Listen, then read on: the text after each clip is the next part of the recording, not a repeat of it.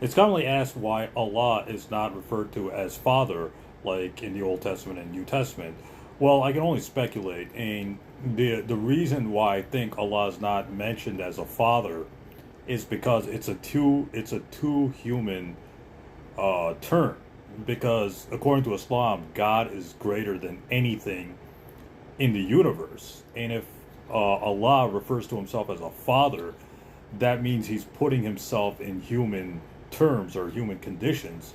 But Allah is greater than humanity and material and space, time, and matter. So he's not going to refer to himself in a human manner. So I think that's why Allah is not called a father in the Quran. But Allah has 99 names, and one of the names is provider and sustainer, and that's qualities a loving father has. And one of the names of God is the all loving, right? So, according to the 99 names of Allah.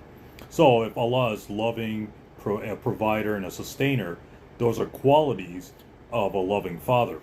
So, but the other issue is that if you read the Old Testament, God is referred to as a father in a metaphorical way, not in a literal way.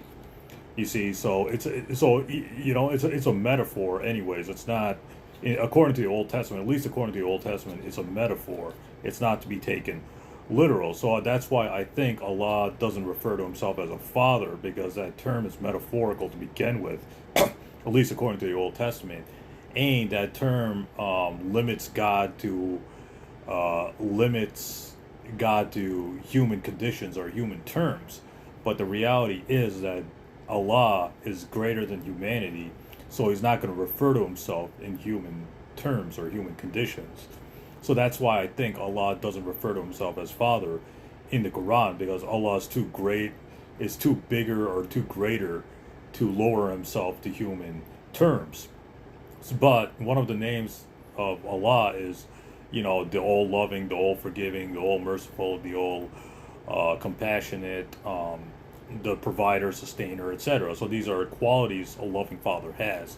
So although the Quran doesn't use that word, God or Allah is our father, it does use terms that a loving father has, like being a provider, a sustainer, being all loving, all caring, etc., etc. So that's why I